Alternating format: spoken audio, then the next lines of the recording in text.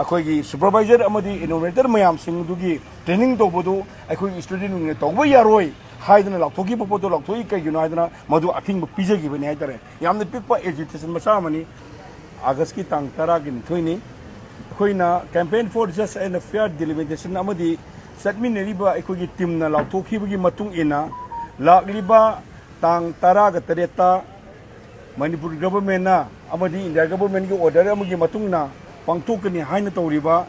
census ꯑꯁꯤ ꯄꯥꯡꯊꯣꯛꯄ ꯌꯥꯔꯣꯏ ꯍꯥꯏꯗꯅ ꯑꯩꯈꯣꯏ ꯕꯣꯏꯀꯣꯠ ꯇꯧꯕꯒꯤ ꯈꯣꯡꯖꯪ ꯑꯃꯒꯤ ꯁꯔꯨꯛ ꯑꯃ ꯑꯣꯏꯅ ꯉꯁꯤꯁꯦ ꯅꯨꯃꯤꯠ ꯅꯍꯥꯟꯒꯤ ꯇꯥꯡ 10ꯗꯒꯤ ꯍꯧꯔꯒ ꯇꯥꯡ 12 ꯍꯥꯏꯕꯗꯤ ꯉꯁꯤ ꯅꯨꯃꯤꯠ 8ꯅꯤ ꯁꯨꯅ ꯆꯪꯁꯤꯜꯂꯕ ꯈꯣꯡꯖꯪꯅꯤ ꯈꯣꯡꯖꯪ ꯑꯁꯤꯗ ꯑꯌꯨꯛ ꯅꯨꯡꯊꯤꯜ ꯑꯃꯗꯤ ꯅꯨꯃꯤꯗꯥꯡ ꯁꯤ ꯄꯨꯟꯅ ꯃꯐꯝ ꯑꯁꯤꯗ ꯑꯩꯈꯣꯏꯒꯤ ꯌꯥꯔꯤꯛ ꯃꯤꯟꯅꯔꯤ ꯄ꯭ꯔꯣꯇꯦꯁ ꯇꯧꯔꯤ ꯀꯅꯥꯒꯤ ꯃꯊꯛꯇ ꯂꯩꯔꯤꯕ ꯂꯩꯉꯥꯛꯁꯤꯒꯤ ꯃꯊꯛꯇ ꯀꯔꯤ ꯍꯥꯏꯅ ꯄ꯭ꯔꯣꯇꯦꯁ ꯇꯧꯔꯤ ꯅꯣ NRC ꯅꯣ ꯁꯦꯟꯁꯁ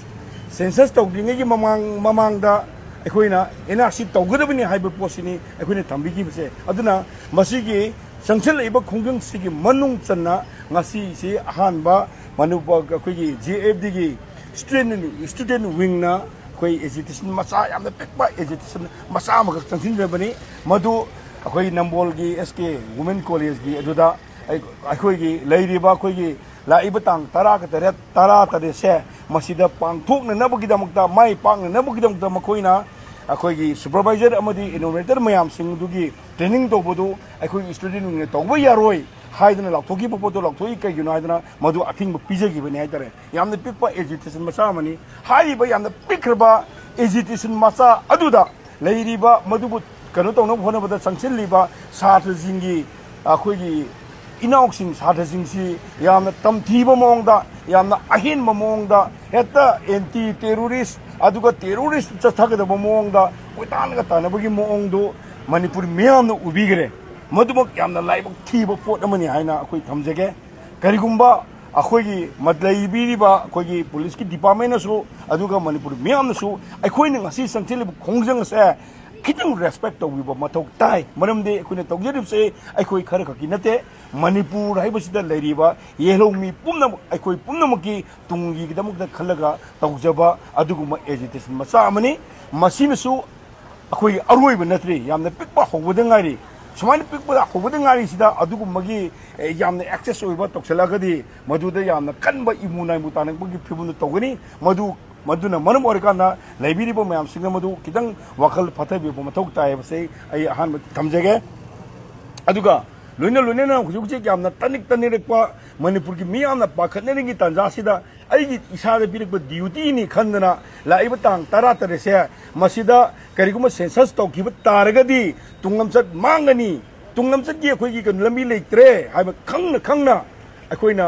अखोइ मणिपुर मुथतपदा सरुक यागनी ने खनबिरिबा अखोइगी मधुदा अखोइ इम्प्लॉय मैम सिंगसे वखल खंदबा मतम ओइरे हाइबा पोसी अखोइ थमजगे मणिपुर मुथनबु होना मतमदा अदोम यावबिगनु हाइबा पोसी JFD अमदि चटमिनेरुगी माइकाइदगी मधुदा मियामदा अपील तौजरी अदुगा अनिसुबदा हयेंसी अगस्त की तांग 10 ग हुंदोइनी नुमित असि मणिपुर मियाम पुनमकिदी अथौबु सिंगी नुमित पेट्रोट्स डे हाइदना कोई पालन तौनरी अमसुम तौनगदोरी अदुना हाइरिबा नुमित असिदा अखोई इमा लैबाक इरमदम मसुबु कन्ननब होना मतमदा थवाइना पोंथा पीकेबा अदुगुम्बा अथौबा मयाम सिंग अदुदा अखोइना ngamjaba ikoina khitang utpagi numit ama ikai khumnabagi saru umang utkadruba numit sigi khudong chaba se laujaraga tungi irei pa iramnum kananum honam tamda hojung hingliba ikoina madugi khudong chaba do lorga numidangi pung 8 tegina pung 9 phawgi manungda ekigi isagi kutta ikoigi maila paibiraga aduga kholaw logbi waibadani lawgdaba kholaw adudi atai karsunate no NRC no census मधु खंबीरगा लमलम की लेबिरिबा लेखाई की लेबिरिबा इमा मैरा पाइबी सिंगसिना हाना तौबिगिबा मयामदो अदुमाइना हयेंसु अतौबु सिंगी काय खुमनबगी वगनुगी नुमिरसिगी खुदोंग साब लौरगा इरमनम कंदबा यादे हाइदना no NRC no census की खुलावसे लॉन्गव्यू हाइदना campaign for just and fair delimitation amadi चटमिनेरिबा लुक मयामगे मोट सिंजरगा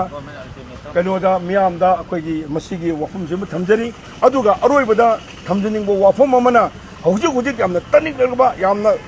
लुरुबा तंजासिदा ꯂꯩꯕꯤꯔꯤꯕ ꯂꯩꯉꯥꯛ ꯑꯁꯤꯅ ꯀꯔꯤ ꯊꯕꯛ ꯇꯧꯕꯤꯔꯤꯕꯒꯦ ꯍꯥꯏꯕꯁꯦ ꯃꯁꯤꯃꯛ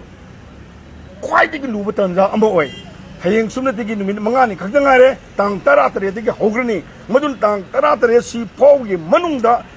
ꯑꯉꯝꯕ ꯊꯥꯛꯇ ꯍꯣꯠꯅꯕꯤꯔꯦ ꯍꯥꯏꯔꯒ ꯁꯦꯟꯁꯁꯁꯦ ꯁꯨꯡꯇꯧ ꯇꯧꯕ ꯌꯥꯗꯦ ꯍꯥꯏꯕꯁꯦ ꯃꯗꯨ ꯈꯟꯕꯤꯔꯒ ꯁꯦꯟꯁꯁ ꯌꯩꯊꯣꯛꯄꯤꯌꯨ ꯍꯥꯏꯕ ꯄꯣꯠꯁꯤ ꯑꯗꯨꯁꯨ ꯊꯝꯖꯔꯤ ꯍꯧꯖꯤꯛ ꯉꯁꯥꯏ ꯑꯩꯈꯣꯏꯅ ꯌꯥꯝꯅ ꯑꯩꯅ ꯉꯁꯥꯏ ꯍꯥꯏꯕꯗꯤ ꯌꯥꯝꯅ ꯄꯤꯛꯄ ꯑꯦꯖꯨꯀꯦꯁꯟꯅꯤꯀꯣ ꯍꯧꯕꯗ ꯉꯥꯏꯔꯤ ꯖꯁ ꯕꯤꯒꯤꯅꯤꯡ ꯍꯧꯕꯗ ꯉꯥꯏꯔꯤ ꯑꯗꯨꯒꯨꯝꯕ ꯑꯗꯨꯗ ꯑꯩꯈꯣꯏ ꯐꯥꯖꯤꯟꯗꯨꯅ ꯊꯝꯈꯤꯕ ꯀꯩꯅꯣ ꯃꯌꯥꯝꯁꯤꯡꯗꯨ ꯑꯩꯈꯣꯏ ꯋꯥꯔꯤ ꯁꯥꯟꯅꯔꯀꯥꯟꯗ ꯑꯩꯈꯣꯏ ꯂꯧꯊꯣꯛꯑꯦ ꯊꯥꯗꯣꯔꯛꯑꯦ ꯑꯗꯨꯒꯨꯝꯕꯗꯤ ꯑꯗꯨ ꯑꯩꯈꯣꯏ ꯃꯣꯏ 10ꯅꯤ